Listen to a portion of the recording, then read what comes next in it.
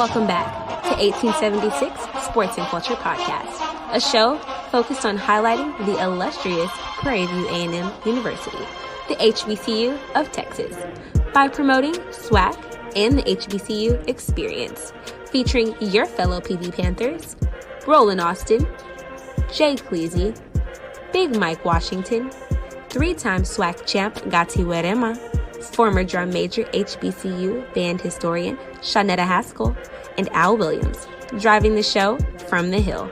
Please subscribe and follow us on social media at 1876 SCP. And don't forget, we do it for the culture.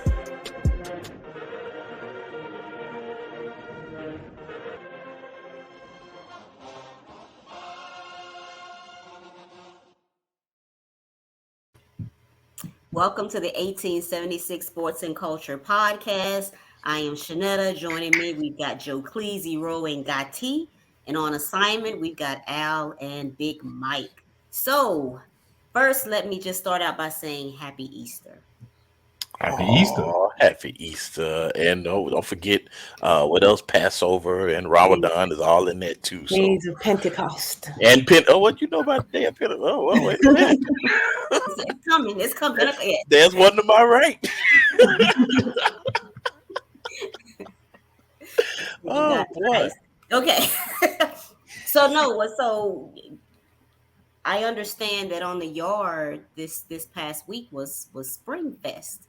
So just who can remember? Give us your favorite memory from Spring Fest when you were on the yard. Oh, you know what? In the presence of this Freak League video, I don't think I can say my favorite Spring Fest. It ain't came out yet. Don't be running scared. Hey, I'm good. I think I'm good. Yeah. I would say my favorite memories were step shows. The best step shows were during springtime. Definitely. Because back in the day, everybody plays in the fall and you cross, so you wasn't quite ready for that step show that happened at homecoming. But by the time Springfest rolled around, you had time to practice and it was on and popping. So the best step shows were always at Springfest. Yeah, it was. No, I was just gonna say it was who was coming in second because KK Psy was basically going to win the CSO step show. So I stepping against KK Psy. Hated it. and honestly, so that reminded me another thing. So yeah, back in the day, CSO step show non-Greeks were Fridays, and then the Greek step shows were Saturdays. Yep. And oftentimes the best shows in the early 90s were on Fridays. Saturdays. CSO shows were the best. Exactly. Yeah. I would say for me, the step shows were really great too. And back when I went 06, from that time till when I left the yard, KK Psy was still running the step shows. So I think that's pretty awesome. But I really like that it felt like a homecoming more so for the students. Yeah. Because, that's a good point. Homecomings for everyone. But that Spring Fest felt so special. There's always events going on. They do a big crawfish broil outside of the MSC. So just remembering hanging with my friends at that time, I think that was pretty sweet for me. All right. Well, speaking of step shows, PV had a nice probate show this past week. I mean, when Ada Beta, I wasn't there, but I felt like it because my phone started blowing up. So our very own intern, Shanique, congratulations. Sigma Gamma Rho, spring 2023. Congratulations. I mean, that explained why she was late on a couple edits. He had things to do. I was busy. Exactly. I'm torn between this probate, right? Because again, we always think about our experience, and nothing, as nice as that is, it's all on social media, but it's nothing like going over, getting in your car, going around your horns. Okay, that horn. Yes. Late at night, 2 o'clock in the morning. Exactly. Right? Fall 95, Ada Beta, we went around 6 o'clock in the morning. So, Wow. but Just to be exact. Okay, to be exact. No, but you had your day because our probate was our probate. Yeah. Right? You have to share it with 10 plus other organizations. So yep. Yeah. I don't know. I kind of agree with you, Shaunetta. There is now there's a pro on both sides, right? I do like the fact they get everybody together in the dome. It's kind of like a pseudo step show, yard show, but it's hard to capture that moment, right?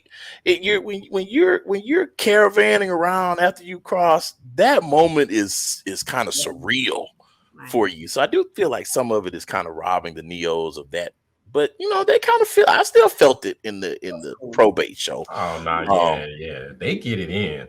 Yeah, but there's still something about when you coming off of that adrenaline from you. Yeah. Hey, trust and believe that adrenaline is still flowing because they're hooded up. So nobody knows who they are. So when we weren't hooded up when we crossed, now they are hooded up. No one knows who they are. Hopefully, no one knows, but their boyfriend or girlfriend know that they were even online. So they're still full of excitement before the unveil. So they done stepped for Lord knows how long because the damn probate show is way too long now. So they done did that thing for 30 minutes already before they actually take their hood off. So that excitement is still there. It's done differently. I like it. But why did they stop the fraternities and sororities from driving around? Is that from COVID? No, they haven't done that in years. I don't know. Do they do it? I don't know if they do it. Oh. They may. I don't know. And that was on the yard they did. I have memories of that. Okay. Yeah. I don't know. They probably still do. Is the dorms, apartments conducive to even doing it? Oh, that's because you got to get through security now to go. Let's go to phase 1. That's right. Yeah, the phases changed that up. But do they keep those gates open or closed? Nah, they close. They close. Well, I don't know. I think for the most part, they still have a security guard, and those gates are closed there. So, yeah, you can't really you don't get the jive that you did from having everybody in dorms. So so the dynamics of the campus have changed that situation a little bit. Yeah, but the excitement is still there. I will say, I loved stepping in front of MSC for a traditional yard show. Yes, yard shows inside of the baby dome on the floor. But hey, it's all good. Yeah, yard shows were the best. Yeah, I love I used to love the impromptu yard shows out in front of alumni that would just pop off in the spring. Yeah. Randomly, you just sit and you never know what was going to happen. And Wednesday hump days on the hill was just another layer of that. So yeah, I do kind of miss the vibe that used to exist on campus. Yeah. If you recall, sometimes that's when you found out who just crossed. They would just roll up in front of alumni hall. Yeah. And unless you got up at 6 a.m. and saw who was eating breakfast at 6. Oh, I didn't know he was online too. That explains. Yeah. But no, seriously, shout out to everyone who went over spring 2023 on the yard. But moving on to just kudos to PV, the PVU Teach. So PV has a national partnership to cultivate more diverse secondary STEM teachers. I was doing a little research on this, and just the numbers are not in our favor when we think about Black teachers in these subjects. Yep. So kudos to PV for starting PVU Teach, I believe. You all have any additional? I just think that's a game changer. For the folks that I know who are teachers, I know that was a huge hurdle for them to cross and for some, not for all, but for some to get that certification after they've graduated. Yes. And for these kids to actually graduate with a degree and their teacher certification is a game changer for so many people. I know Dr. Cavill sent out some additional information. I don't know if I agree with those salary numbers, but I do think it will enhance their expected salaries because there is a gap between being a certified teacher and just a regular teacher trying to get that and gain that certification. So kudos to them, man. That's just another game changer that takes place in a space that already is notorious for producing educators in our community. So hey, Yeah. I love it. I'm all for it, Definitely. especially and it's in STEM. So that's even better. Well, the big hurdle when becoming a certified teacher is passing that certification test. The piece that people stumble on is the math portion. That is yes, the math piece. You got a lot of people who major in education or whatever, and they decide to become teachers, and they get to that certification test and don't realize there's a math part that they got to pass, and that's the hurdle. And so typically, it's easy to find a teaching job if you want to teach math. Now, if you want to teach history, it's tight on you because every former student athlete is going to try to teach history, And coach. and coach. But if you want to be a calculus teacher, then hey, it's a short line for you to sign up, and that's where that STEM teaching comes into play because you need more math teachers and science teachers. Cool. Either way, man, it's great. I love it. Yeah. And to learn more about it, go to pvamu.edu /PVU teach. So moving on to our softball coach, who has now He now has a record 201 victories in 11 seasons. That's Coach Vernon Bland. So our very own. Yeah, shout out to him. And right now, I don't think they've lost a conference game. No, they are still undefeated in the SWAC. Yep, for 2023. Okay. Wow, Coach Bland and his team know how to recruit. They just are consistent season to season, and they don't stay down long At all. Yeah, but Coach Bland is beating the record of Coach Atkins, and he's held that for over a decade. So the commitment to the university, because Coach Bland's been there, I forget how many years. 11 years. 11 years. And Coach Atkins was there close to 20. So if not longer. No. Right. That's a huge accomplishment. Yeah.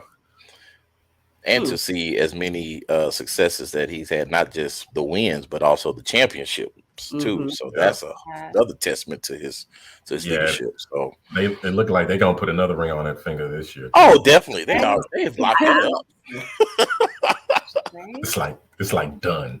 Yeah. Those girls are killing it right now, man. That is great. Yeah, they do. I love PV, and I was thinking about that when I saw that, and I was like, ooh. Because PV, and let me say this disclaimer: I love me some Prairie View A&M University. Let you down sometimes. Yes, they will. So definitely cheering them on, and hopefully they will get that ring this year. Yeah. But keeping with sports, we have a next man up situation. Unfortunately, whenever I hear people say they going to the transfer portal, that's my new thing. Next man up. So, man, so that'll be like, all right, dude. Okay, next person. Yeah. This is not new information, but so Jesse Evans, one of the leading returning defenders for a football team, is in a transfer portal. He hasn't named his new home yet. He named it. He went into the portal, I don't know, about 3 or 4 weeks ago. But if you recall, last year we lost our two best defensive players, Drake Cheatham and Jason Dumas, in the transfer portal, and those were two huge losses. This loss of Jesse Evans, if he does end up transferring, is going to be another big time loss to the program. And I know this is kind of where the world for most teams, but for consecutive back-to-back losses of your top defensive players, that's tough. And I hopefully the coaching staff is kind of doing a internal search and come to Jesus meeting on, hey, why did we lose these players? What do we do? What do we do to keep these players? We can bring them on campus, but how do we keep them in-house? How do we keep our players out of the transfer portal? Damn what other schools are doing. Let's look inside of ourselves and determine how do we keep our players happy with the situation, with the program, and keep them home. So hopefully this will not be a trend for Prairie View's football team. Yeah, I hope not. But that's a great point, Joe. I do wonder if they're, you know, looking internally to see if it's a cultural thing or is this truly just about opportunities, right? Because that's what a lot of these kids are. You know, they're looking for the opportunities to win a championship or get the visibility or whatever they're calling their opportunity is. But I hope it's not a cultural thing that's not able to keep them. Yeah, I agree. I Because think, that's what we can actually impact that. You know. yeah, I do. I agree. I still think it's next man up though. But It because is. and I hear what you're saying, and I see footage, and I see highlight reels, but I don't show me your footage from when we play Southern, and show me your footage from when we play Mississippi Valley State. Oh. So again, Damn. with all three. So again, it's next man up. But you do make valid points. You definitely do make valid points, and I do think that I think for me it will tell where he decides to go. Right? Because to me, I think we can talk about D1 facilities. I do think Drake. I probably wouldn't have passed up that opportunity to go to where do you go, Kansas State. I Mm-hmm. probably wouldn't have passed that up. But Yeah. you leave us to go to another SWAC school.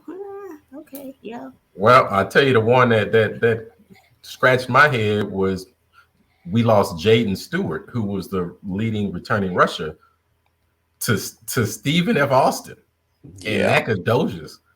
And if you know what their facilities look like, that's a head scratcher. That's like, what the hell is that about? Little lumberjacks. Okay. Yeah. Okay. I think they have a Zaxby's or something up there. That's probably what did it. Oh no. I don't know. I think in his situation, he thought he was going to get some bigger offers and opportunities, and they didn't come because running backs are a dime a dozen. And so he got his feelings hurt, I suspect, and ended up, that's how he ended up at SFA. But hey, you're right, Shaunetta. Next man up. Let's keep it moving. Yeah. All right. Speaking of next man up, we got that spring game coming up, right? We get to see who the next man up is gonna be. So September the 22nd. We don't know what time it is yet, but put it on your calendar if you want to see what the team looks like and what those new players, because we do have some new players who transferred in for the spring.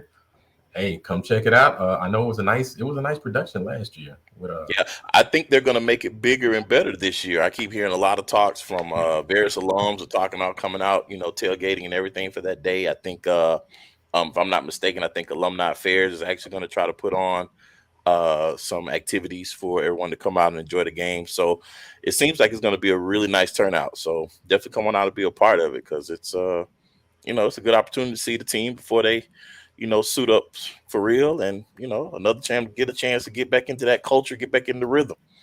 Okay. All right, and with that, we'll be right back with a discussion on spring sports.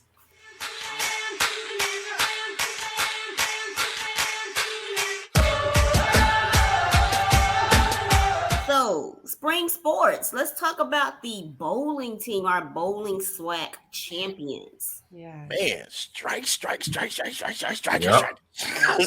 So they were SWAC champions for the 23 season. They made it to the NCAA's. Their first round one game or match was against Fayetteville State. They won that one. That was April the 6th. Then they had a round two match against number one rated McKidry in round two, and that was April the 7th. So as of today, this recording, we don't know what the outcome of it was, but we will have someone on later on in the show who can tell us what happened at the NCAA championship. Yes. Nice. But kudos to those young ladies, man. They are both. I don't know what the trash talking lingo is in bowling, but I really want them to tell they're more than five. They're doing this. Whatever this mess is. Whatever that is. I'm so tired of that one. Yeah, man, they up to number 6. So yeah, just like the softball team, the bowling team is definitely one of the consistent performing female teams on campus. So kudos to those ladies because That's another one who they don't really go more than a year without coming back with the chip.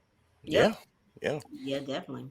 What about baseball? I know the game with Southern was rescheduled, and they were playing. I guess we should have a score by now because I think the game was today. Yeah, I think they played today. I don't have any scores yet, but they moved that game. They were supposed to have a double header, but it's just going to be a single header today against Southern. The way they're swinging, I can only go ahead and count that as a W2. Considering, look, that was it 13-0 over who was that they just played? Probably Houston Tillotson. Yes. Yeah. They swept Houston Tillotson. Right now, they're sitting at 7-2 in the SWAC. They are looking very strong in the SWAC. Their bats are swinging. Their pitchers are getting the job done. Just like softball. Softball is sitting at 15-0 in the SWAC. Wow. Their pitcher, Jericho Rojas, pitched a no-hitter against Arkansas Pine Bluff. They beat Arkansas Pine Bluff in 3 games in a row for a 3-game homestand. So who would have thought that PVAMU would be the house for baseball and softball, would be the stronghold for SWAC baseball and softball? Yeah, that is amazing to me. It is. Love it. So, it's a great dynasty to start creating there. We love it. Yeah. So just PV fans, hey, our fandom does not end in the fall. It carries over to the spring because we got chips left and right, and we got more chips in the spring than I'm gonna say it's like that's where the chips are. Is in the spring. So let's be honest. So hey, check them out. They have several home games left for both baseball and softball. So it's a good show, man. People out there tailgating, pulling up. Oh man, it was phenomenal.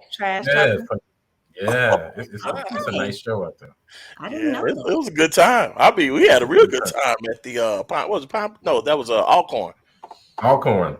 Yeah, we saw the softball against Alcorn, and they were in the stands talking cash, even though they was getting their head beat in. Wow. But it was a fun time. Yeah, I would say that's one of the best parts of going to an HBCU. At first, it was a culture shock when I got on campus and just see how much junk talk is going on during the games across sports, but it's particularly sports where, the fans are close to the game. Yeah. So yeah, it's fun. Once you get over the shock value, you're like, okay, it's part of the culture. Let me go. Let me try to say something. See what stinks, Gatti. Yo, mama. So Gatti, you played high school ball in Florida, correct? Yes. And so, I mean, Florida man talk a lot. So it was still a culture shock coming to PV in SWAC trash talk.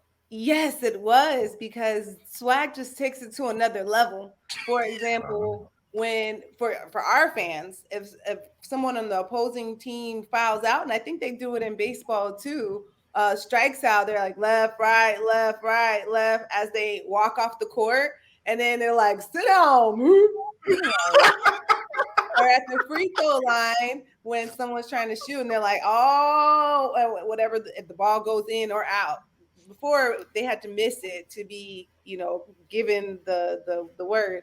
But now whether they make it or miss it, they're being called all kind of stuff, But yeah, people talking about your hair, your body. You're just like, hey. Got you clutching your pearls. Yeah, like your hair looks dry, all kind of things that you just don't expect. Ain't no love over here. It's funny, and it actually gives you more fuel. But it definitely is a shock at first. I love it. I love it too. I want to get some of that footage, so that tailgate footage from the baseball games on our social media platforms. Okay. Because I didn't even think that when I think tailgate, I think football. Yeah, I didn't either. They pull up to the outfield, so they park in the grass on the outfield fence. And they can see the game, but they got their trucks backed up. So they got their pits, the grills going on the back of their trucks. And they watching the game and they grilling, and it's a hell of a time. They got their own yelling through the beverages. fence. Yeah.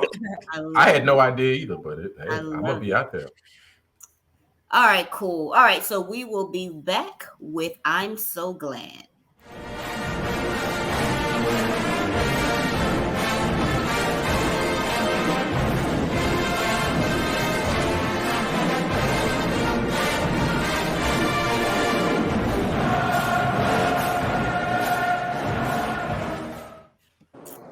All right, and today we have joining us. We just talked about that championship bowling team, championship, SWAC championship. So with us we have, and please, if I say this name wrong, Ivelisse Reyes. Yes, ma'am. Hi. Okay. All right, how are you doing? I'm great. How are you guys? Doing great. So earlier we were asking, like, what's the latest? What is the status? We didn't know how you all were doing right now in NCAA. So Thursday we did win against Mm-hmm. Fayetteville, and then on Friday we lost the first match to McKendree, and then at 3:00 we had to play Sam Houston, who had lost their match against Louisiana Tech, and we lost that match as well. So I believe because when we left on Saturday, when we found out that Louisiana Tech lost to Sam Houston, so Sam Houston was going to be playing McKendree that afternoon, but we had already left, so we don't really know the outcome as of right now ourselves on who's representing that region for championship. Got it. So for our viewers that didn't catch you the last time, I remember you being on the show, and I love the story of how you got basically into bowling as well as to Prairie View. So if you could just share that story once again to our listeners who may have missed that. Yeah, so on campus, we do have a bowling alley. That bowling alley is actually 8 years old now. And so that means that 8 years ago, the bowling team used to practice at Tomball Bowl, which was my house center where I was bowling. My brother worked at the bowling alley, and he had already known Coach because he was, they would come practice and he would have to talk to my brother. And my brother kind of learned that, hey, like college bowling is a thing. And so normally I would be bowling for fun with my dad and my brother, who were the main two people that introduced me to bowling. And I kind of just fell in love with the sport, and it just so happened that one day my brother had picked me up from school and he took me with him to work, and I was sitting doing homework, and I looked up and I noticed a team of girls practicing, and I didn't know at the time that was Prairie View's women's bowling team. And so Coach kind of like talked to my brother about it, taught him about it. And so my brother was like, yeah, go do it, go to tournaments, you could get scholarship money. And that kind of motivated me to be blessed to get an offer to go to Prairie View A&M University. I did my research before knowing about the team, because I was like, it's not too far from home. I'll be far enough away from home that I can be, independent and do what I have to do for my education, but I can also visit my parents. Love it. That's so nice. So, Ms. Reyes, you are a grad student, right? Yes, I am. So when you look at the dynamic of the team, how do you feel like you guys are set up to continue this dynasty? Because we're working on ring number 6 now, right? Yes, so this will be Coach's 6th ring and my 4th ring. She said, my 4th. Wow. Oh my. Running out of fingers. This is my 5th year. So I will have one for every finger on one hand. But wow, it's a really young team. It's a really young team. Of course, I'm the oldest, and our senior, she's also graduating. So you have you're gonna have one senior, 2 juniors, 2 sophomores, and we're not sure how many freshmen are coming in next year. But it's a really young team, and I think that the experience that they have gone through with me and the other senior as leaders showed them, like, this is what happens at tournaments. This is how we do things. This is how we show up. this is how we show out. And I feel like next year is going to be a great season for them. That's funny you say how we do things. So listen, I don't know if y'all talk trash or nothing while y'all out there, but how do you, if you do, how do you talk trash? Like, we want to know, like, what can we do in the stands, right? If we come to a bowling match, is it like real quiet or? So no, bowling. I will say bowling competitions in college level are not quiet at all. Okay, they all right. are just as loud as a football game. We Really? don't necessarily trash talk. We do have cheers. A lot of parents like to get involved in the cheers. Like they'll create cheers themselves, or they'll have team cheers with the team. And that's kind of how we psych the other teams out. Like we use our energy and our cheers to kind of like quote unquote trash talk, just to get in their head. Yeah. I have so a question. Trash talking, hold on. Is the trash talking frowned upon, or y'all just don't do it? Like I need to know like where my line is if we show it. Like it's a little bit of both, because our under SWAC, every time we go to like a SWAC conference, they kind of enforce, no trash talking. But like a lot of the parents, all right, okay, all right, they find a way through it. It does happen. It's just they're very quick with it. Okay, all right. Oh well, you told me all I need to know. Gatti had something. Yes, Ivelisse, I wanted to know from bowling, just starting as a hobby, not even thinking that you could get a degree from it, to now being on the other side where you're a graduate student and leaving with your master's. What has been the best part of your experience? I think the best part has to be the challenge that I had to face these last couple of years. Having to be a student athlete is, a big thing, but also dealing with COVID and a lot of the like technical issues we've had on campus, those kind of shown me like I can, like, not only myself, but our team can do better than what we've expected. Once we set our minds to it, and once I set my mind into something, I know I can complete it. I didn't know I was going to graduate, with my bachelor's in 3.5 years and get offered an extra year because of COVID, and that kind of like helped me reach for my master's degree. Oh, cool beans. That's incredible. Yeah. I'm really excited to see what you do next. Do you think that you'll get into coaching? Do you stay in the bowling sports space? Like, what's next for you? So as of right now, I am the manager at the bowling alley on campus. So I'll be doing that for a little bit.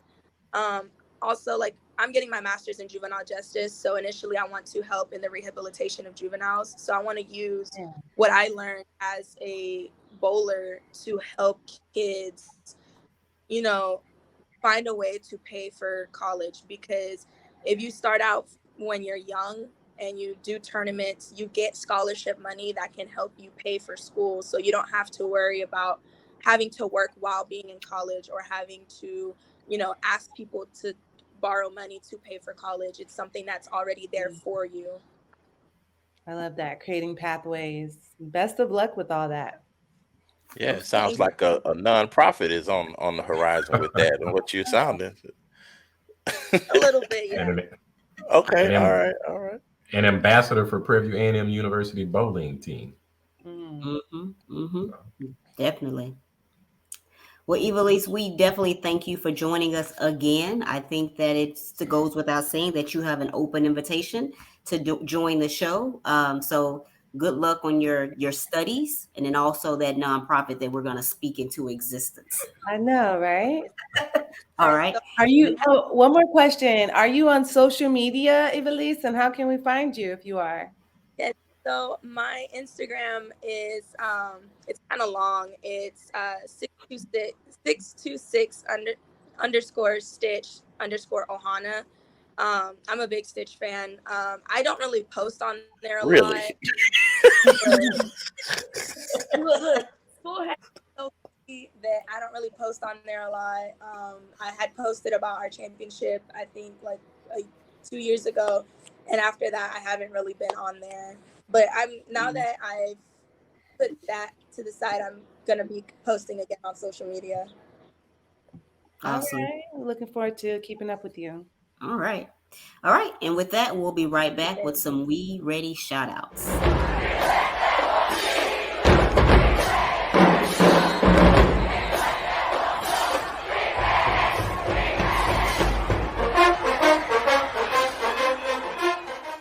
And we are back with the We Ready shout outs.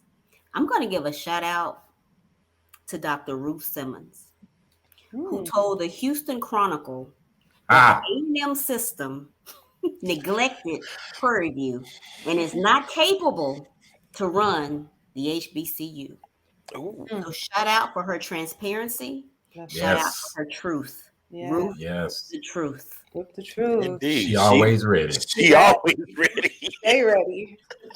Stay ready. Stay ready. My goodness. We can say so much about that.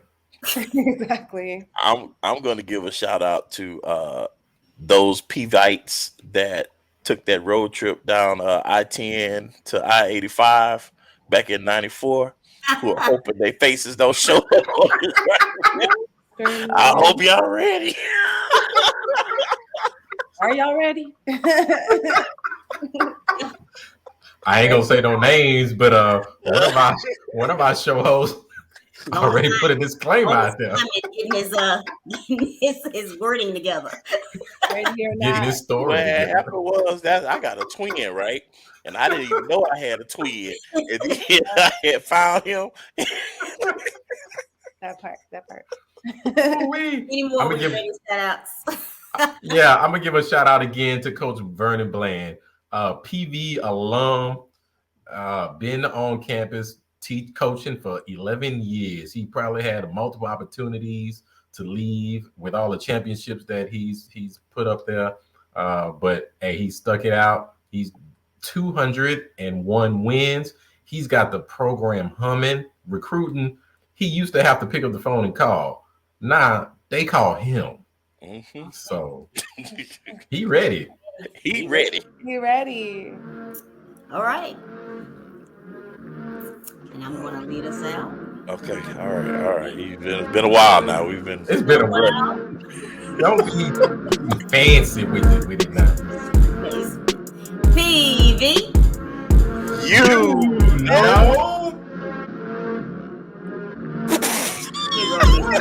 It got quiet. I thought that was all right.